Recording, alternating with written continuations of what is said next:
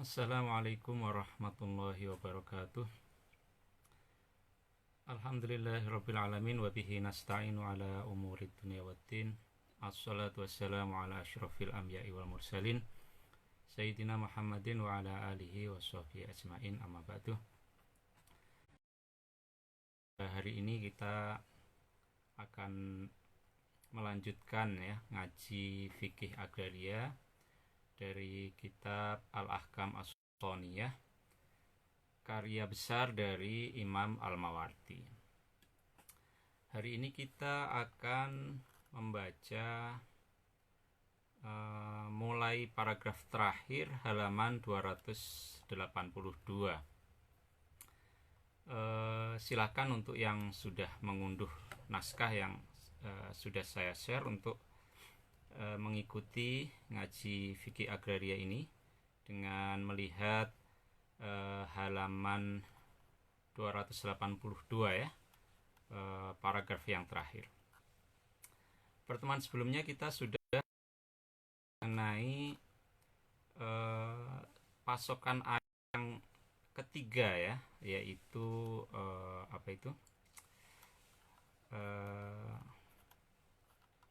yang kedua yaitu sumur.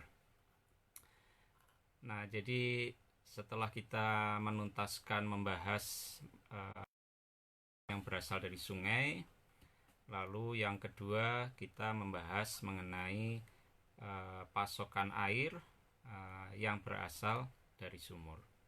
Nah, yang pertemuan sebelumnya adalah mengenai fungsi sosial dari sumur, sekalipun sumur itu dimiliki secara perorangan. Jadi meskipun sumur itu dimiliki secara perorangan, ini satu kasus ya. Kasus yang lain sumur itu milik umum atau milik kelompok. Nah, kasus yang terakhir sekali yang kita bahas kaitannya dengan pasokan air dari sumur adalah ketika sumur itu milik pribadi. Nah, Imam Mawardi menyatakan bahwa sekalipun sumur itu milik pribadi, tetap ada fungsi sosial yang harus dipenuhi oleh pemilik sumur itu, dan fungsi sosial itu juga termasuk menjamin hak-hak hewan animal rights Jadi kalau ada hewan ternak yang membutuhkan air, maka si pemilik sumur juga berkewajiban kebutuhan minum hewan ternak itu sejauh kandungan air volume air yang ada di dalam sumurnya itu mencukupi ada kelebihan yang bisa disisihkan untuk pihak lain. Ada pembahasan selanjutnya, Imam Mawardi kemudian mendetailkan ketentuan-ketentuan mengenai kewajiban untuk menyisihkan kelebihan air dalam sumur yang merupakan hak milik tadi Jadi ada 4 ketentuan mengenai hal ini. Nah, sebelum kita mulai membahas, mari sama-sama kita mengirimkan surah Al-Fatihah kepada Nabi Muhammad dan juga kepada pengarang kitab ini Semoga kita bisa memperoleh manfaat di mengaji kitab ini, dan tentu saja juga mengkonteksnya dengan situasi yang kita hadapi saat ini. Ala hadiniyah wa ala kulli niyatin sholihah wa ila hadratin Nabi Mustafa Muhammadin sallallahu alaihi wasallam wa ila aswajihi wa dzurriyyatihi wa ahli baiti ajma'in wa ila ruhi musannifi hadzal kitab rahimahullahu taala wa nafa'ana bihi wa bi ulumihi fid dharain amin. Al-Fatihah. Bismillahirrahmanirrahim. Alhamdulillahirabbil alamin. Ar-Rahmanir-Rahim. Maliki yaumiddin. Iyyaka na'budu wa iyyaka nasta'in. Ihdinas siratal mustaqim. Siratal ladzina an'amta 'alaihim ghairil maghdubi 'alaihim waladdallin. Amin. Bismillahirrahmanirrahim. Wa badlu hadzal fadli, dan adapun menyisihkan kelebihan air ini, kelebihan air sumur hak milik pribadi, itu mu'tabarun, diperhitungkan bi arba'ati syurutin, menurut 4 syarat berikut ini. Ahaduha, adapun Yang pertama, ayyakuna, jika ada kelebihan itu masih berada di genangan sumur itu ya. Jadi yang dimaksud kelebihan itu, kelebihannya itu yang masih berada di dalam sumur itu. Fainis takohu, maka jika telah mengambil airnya, maka jika seorang telah mengambil airnya, lam yalzamhu, maka tidak harus baginya badruhu, untuk. Jadi yang dimaksudkan kelebihan itu kelebihan yang masih berada dalam sumur.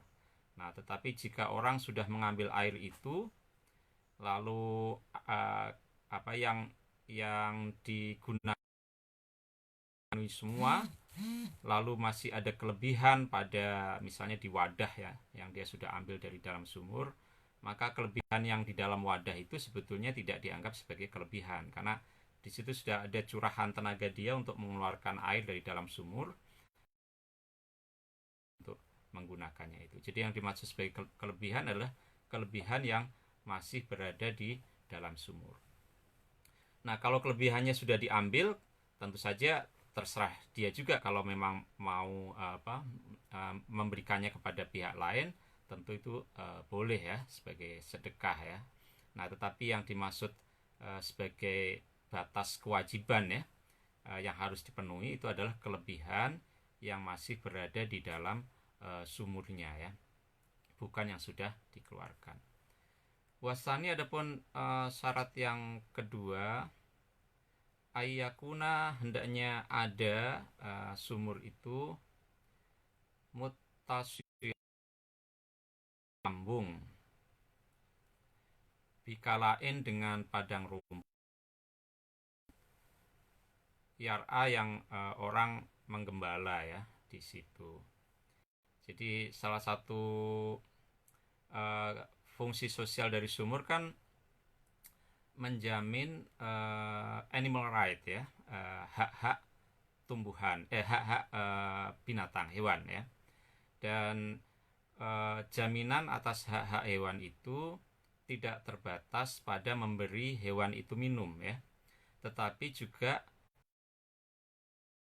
padang rumput hewan-hewan itu makan di rumput itu juga harus dijaga supaya kualitas rumputnya tetap bagus ya, dia tidak mati karena kekurangan air. Nah, di akhir pertemuan yang lalu sudah kita bahas bahwa salah satu kewajiban pemilik sumur itu adalah menyisihkan kelebihan airnya untuk meningkatkan kualitas padang rumput itu. Nah, di sini kemudian Imam Mawardi memberi tafsil, memberi perincian lebih lanjut. Kewajiban itu berlaku jika memang padang rumputnya itu berdekatan ya, atau langsung tersambung dengan lokasi sumurnya gitu ya. Fa'ila, dekat sumur itu, minal kalai, dari padang rumput tempat menggembala hewan itu, maka lam yalzamhu, maka tidak wajib baginya, bagi pemilik sumur, badluhu, untuk menyisihkan kelebihan airnya ya. Jadi ya tentu dia terbebas dari kewajiban sebagian air di dalam sumurnya itu. Jadi kalau berbicara kewajiban, maka ya batasnya kalau dia tersambung ya. Tapi kalau sudah di luar batas kewajiban, misalnya dia tergerak hatinya untuk berdonasi, ya tentu tidak menjadi masalah. Yang berikutnya, keempat syarat ini kesemuanya terkait jaminan hak-hak hewan ya, animal right ya. Dan memang kita tahu ya, banyak kisah ya, termasuk hadis Nabi, bagaimana hak hewan ya atas air itu sangat sangat diperhatikan ya. Ada kisah misalnya seorang mohon maaf, seorang pelacur ya, suatu ketika dia sedang meminum di sebuah sungai, di sebuah sumur umum, lalu ada anjing yang kehausan sekali, sampai menjulur-julurkan lidahnya, tetapi tentu saja tidak bisa mengambil air sendiri ya dari sumur itu. Lalu si perempuan itu menolong anjing itu mengambilkan air dari sumur itu dan kemudian memberi anjing itu minum. Dan dengan perbuatannya itu ya, perbuatan dia memberikan minuman kepada anjing, maka kemudian dia dibebaskan dari ya. Nah, kisah ini uh,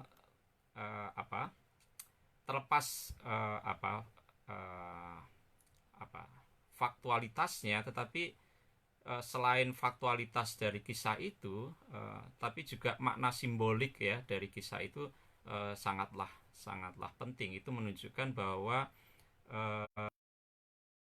semua makhluk hidup atas air itu harus dijamin ya. Apalagi konteksnya di Timur Tengah ya, di mana air itu sangat langka ya, ada scarcity ya terkait dengan air itu.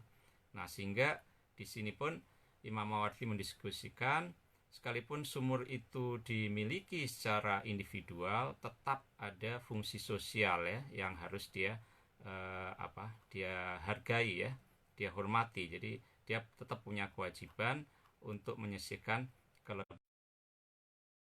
kepada makhluk lain, termasuk hewan ya.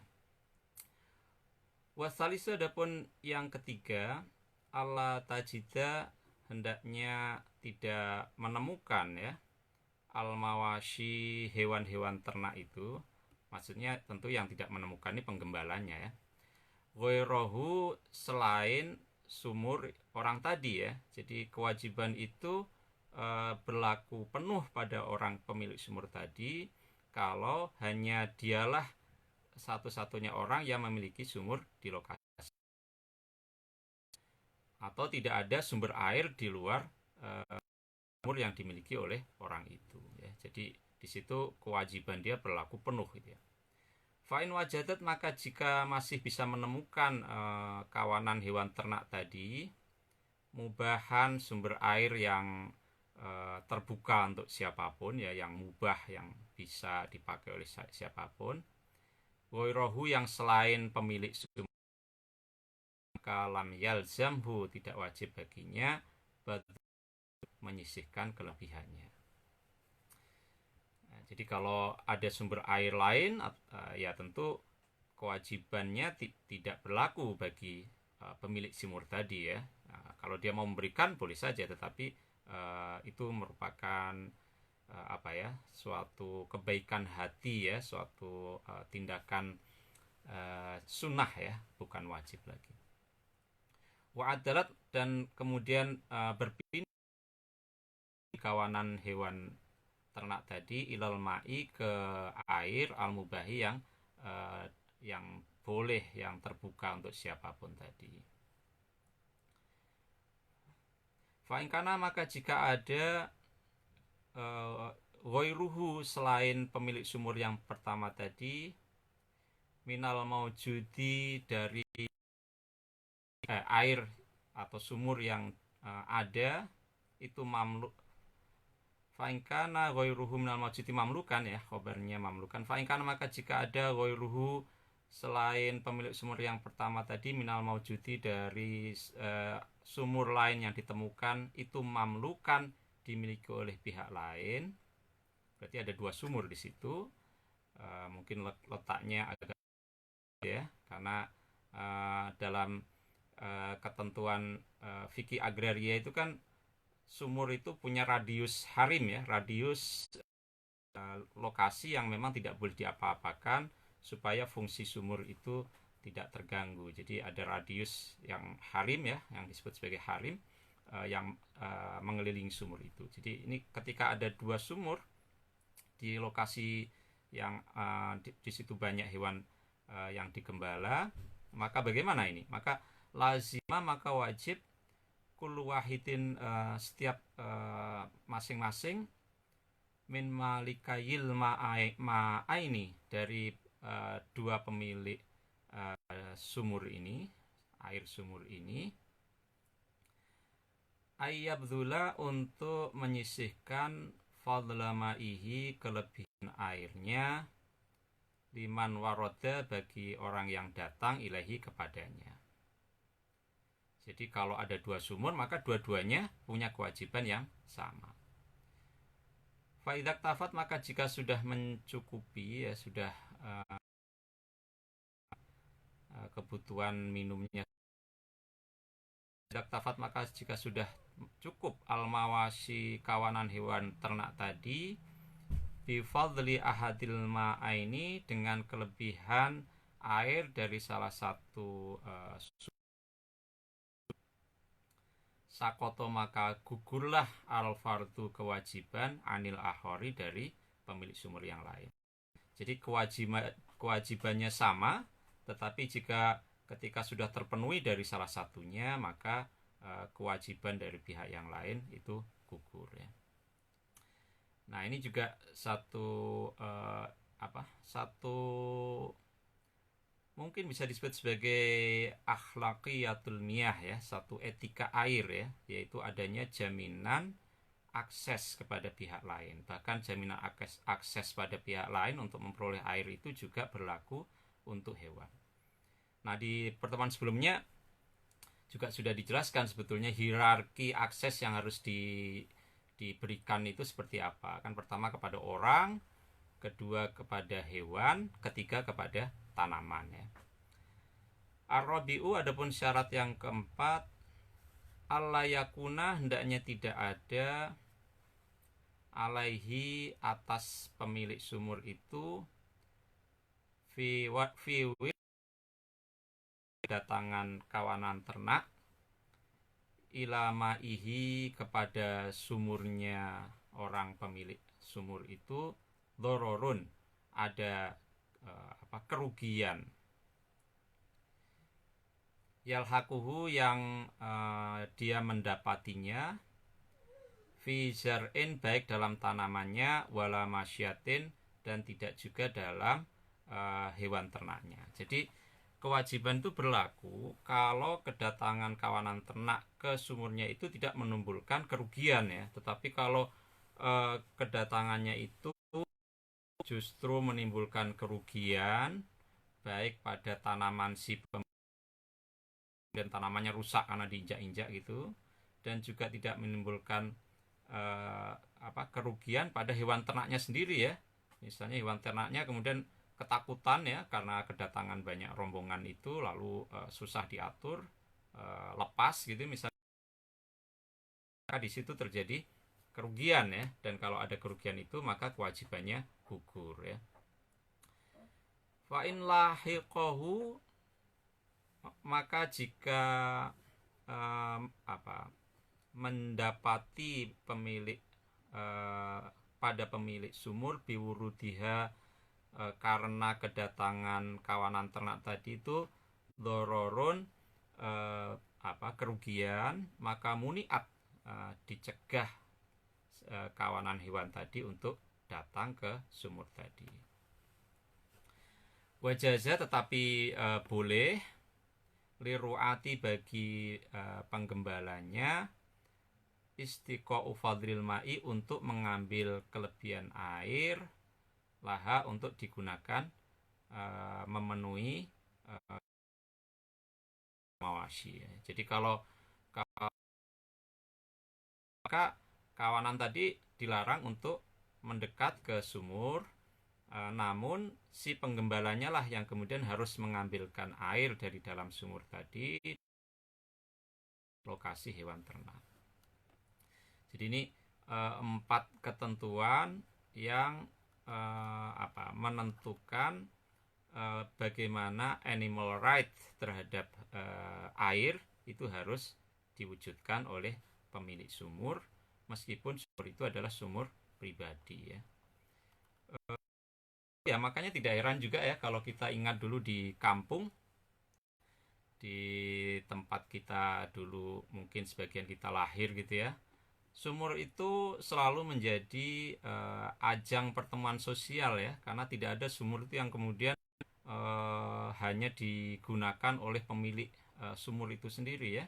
Sumur itu selalu menjadi tempat di mana interaksi antar tetangga terjadi ya, tempat di mana hubungan-hubungan sosial ya terjalin, dan itu diikat oleh keberadaan sumur itu ya. Dan itu tentu terkait dengan tadi itu etika ya di dalam menjamin akses air ya. Nah, bahkan kemudian etika ini juga berimplikasi kepada keharusan hukum ya. Kemudian ada kewajiban ya, ada kesunahan. Nah, ini yang didiskusikan juga oleh Al-Mawardi di sini. Nah, itu 4 syarat tadi ya yang sudah kita bahas. Selanjutnya ini sebagai penyimpul ya, faida kamulat, maka jika sudah lengkap hadis syurutu syarat-syarat ini al-arba'atu yang berjumlah 4 ya, jika telah lengkap keempat syarat ini ya, maka lazima wajib bagi pemilik sumur badlul fadli, kelebihan airnya. Jadi ini hukumnya wajib ya. Jadi kalau dia menghalangi hak orang lain untuk memanfaatkan kelebihan air sumur itu, maka dia berdosa. Nah, lain ceritanya kalau volume airnya itu terlalu sedikit ya, nggak ada kelebihan ya. Ini sudah didiskusikan di pertemuan sebelumnya ya. Kalau memang volume airnya, debit air yang ada di sumur itu keluarnya dikit-dikit gitu ya, sehingga tidak mencukupi untuk banyak pihak ya, maka tentu si pemilik itulah yang punya hak atas air itu. Tetapi jika berlebih airnya setelah digunakan oleh pemiliknya untuk konsumsinya sendiri, untuk hewan ternaknya ya, untuk menyirami tanamannya, dan itu masih lebih, maka itu wajib untuk disisihkan ya.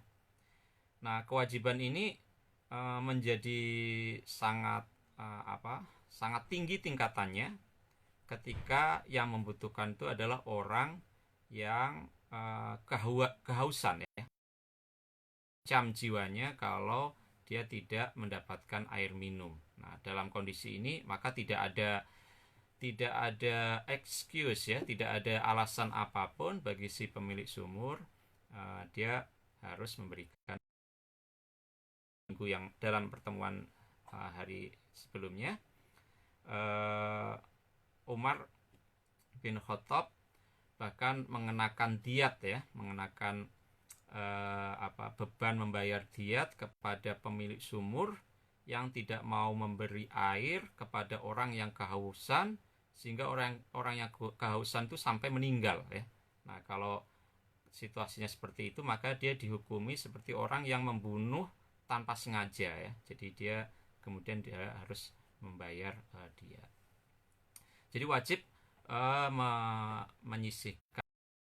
Waharuma, dan haram alaihi, atas pemilik sumur itu, ayak huda, untuk mengambil ya, atau meminta lahu, bagi kelebihan air yang tadi, samanan, harga ya. Jadi tidak boleh dikomersilkan ya, air sumur itu tidak boleh dikomersilkan, meskipun itu milik pribadi ya, milik pribadi, tidak boleh dijual.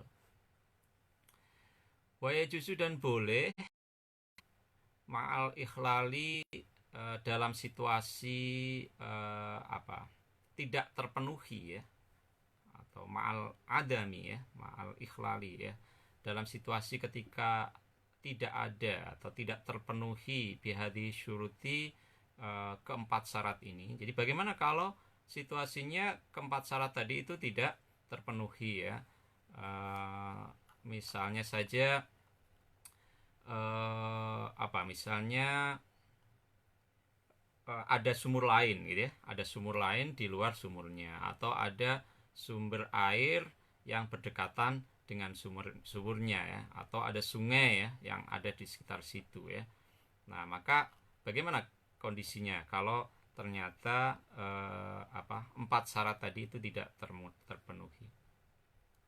Jadi boleh ketika empat syarat tadi itu tidak terpenuhi, ayyak khuda, untuk meminta samanahu, harga airnya ya, idza ba'ahu, jika pemilik sumur tadi menjualnya muqaddaron dengan ukuran tertentu ya. Jadi boleh menjual, tetapi menjualnya harus dengan adanya ukuran tertentu ya, supaya tidak ada horor ya, supaya transaksinya itu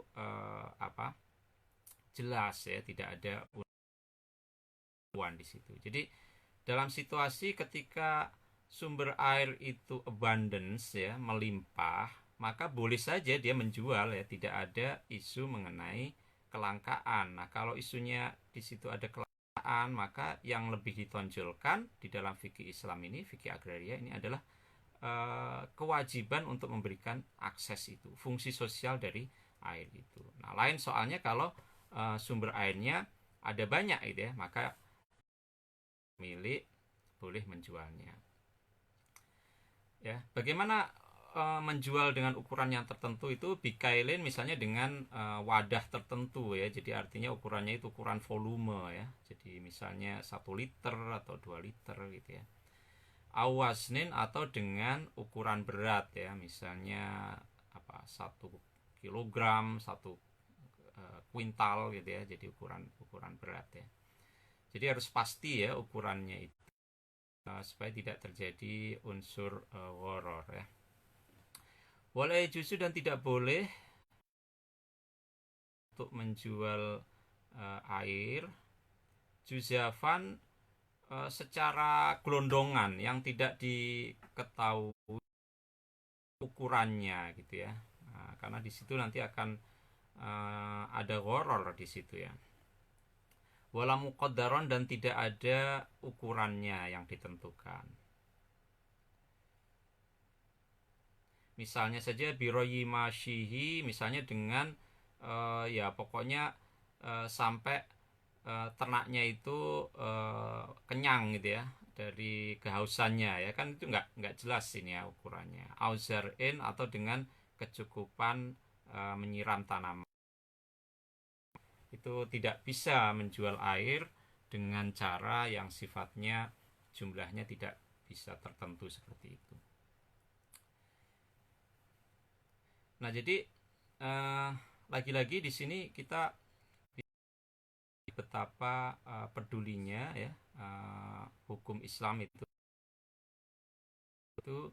di dalam memberikan jaminan hak, di dalam memberikan jaminan hak atas air, termasuk itu terdapat dalam sumur yang jaminan air yang ada di dalam sumur meskipun sumur itu milik pribadi. Nah ini kalimat penyimpul yang disampaikan oleh Al-Mawardi terkait situasi-situasi seperti apa yang kalau situasi-situasi itu terpenuhi atau situasi-situasi itu ditemukan ya, maka wajib hukumnya bagi si pemilik sumur, meskipun sumur itu sumur pribadi, untuk menyisihkan kelebihan airnya itu untuk memenuhi hak-hak hewan ya, animal rights.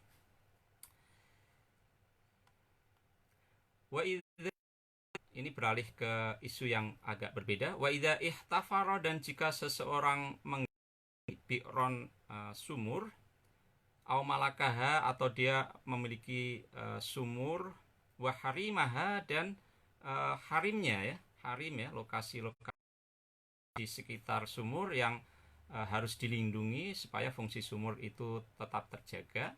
Jadi jika ada seorang menggali sumur atau dia memang sudah memiliki sumur dan harimnya, summa ihtafaro, lalu ada orang kedua yang menggali, summa ihtafaro lalu menggali akhoru orang lain, ba'da harimiha, tak jauh setelah harimnya si pemilik sumur pertama tadi, bi'ron menggali sumur lain ya. Jadi bagaimana kalau begitu? Fatagoyara, maka menjadi berubah karena digalinya sumur yang kedua itu ma'ul awali. Apa yang berubah? Ma'ul awali maaf saya melompat. Saya ulangi, sumah tafaro lalu menggali akhoru orang lain, orang kedua, ba'da harimiha tidak jauh setelah harimnya sumur orang pertama, menggali bi'ron sumur yang lain ya. Fanasoba maka lalu merembes atau mengalir ya, ma'ul awali air dari sumur pertama ilaiha ke sumur kedua ya. Wagoro dan lalu menggenang ya air dari sumur pertama fiha pada sumur yang kedua ya. Jadi bagaimana kalau ada keadaan orang membuat sumur di lokasi yang nggak jauh dari sumur orang lain ya, meskipun itu sudah di luar harimnya, tetapi pas di dekatnya batas harim itu.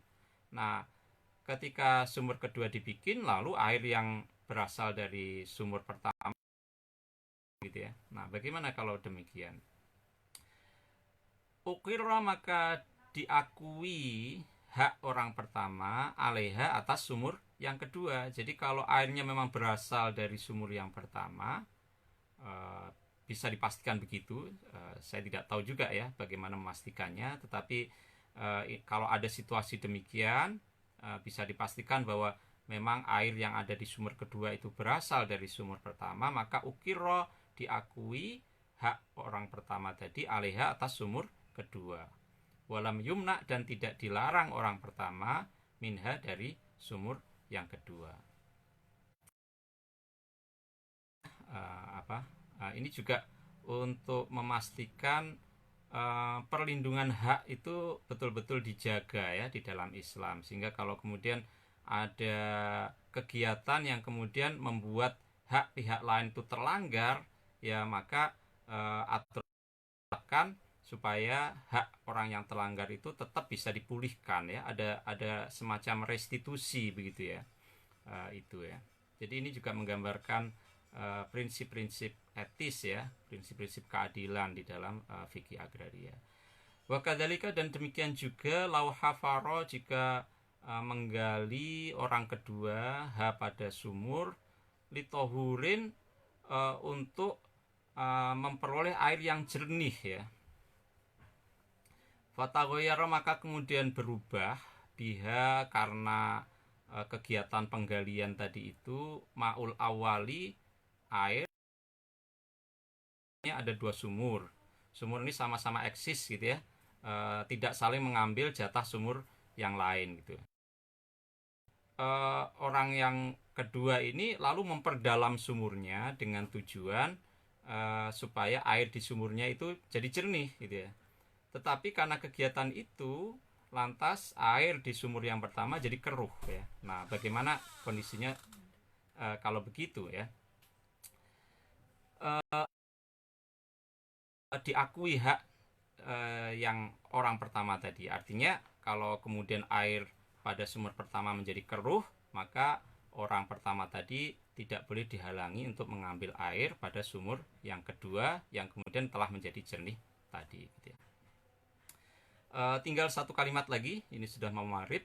Waqala dan berkata Malikun Imam Malik, idza nasoba jika mengalir atau merembes ya ma'ul awali air dari sumur pertama ilaiha kepada sumur kedua, au taghayyara atau berubah air pada sumur pertama biha karena sebab sumur kedua, maka muni'a dilarang orang kedua minha dari melanjutkan membuat sumur itu, watumat dan ditimbun ya sumur yang kedua. Jadi ini Imam Malik lebih keras lagi ya, ini dalam rangka untuk pertama itu tidak terlanggar karena adanya aktivitas menggali sumur lain yang lokasinya berdekatan dengan harimnya sungai pertama. Jadi kalau sampai kemudian air sungai pertama merembes ke sungai yang kedua, atau kualitas air sungai pertama menjadi berubah karena sungai yang kedua, maka sumur yang kedua itu harus dihentikan operasi sungai yang kedua itu, ditimbun supaya sungai yang tetap bisa berfungsi seperti awalnya. Demikian pembahasan yang terakhir ya dari jenis air yang kedua, yaitu air sumur ya. Karena Imam Mawardi membedakan 3 jenis air sumur dan air yang berasal dari mata air. Nah, ini hari ini kita menuntaskan pembahasan mengenai air sumur ya. Air sumur, mulai jenis-jenis air sumur itu apa saja, hak-haknya seperti apa ya, termasuk juga siapa saja yang bisa mengakses, jaminan akses atas air itu, termasuk di dalamnya juga jaminan akses atas hewan ya, animal rights ya. Demikian, insya Allah kita akan ketemu lagi besok ya, dan kita besok akan mulai membahas itu mata air. Semoga bermanfaat. Wassalamualaikum warahmatullahi wabarakatuh.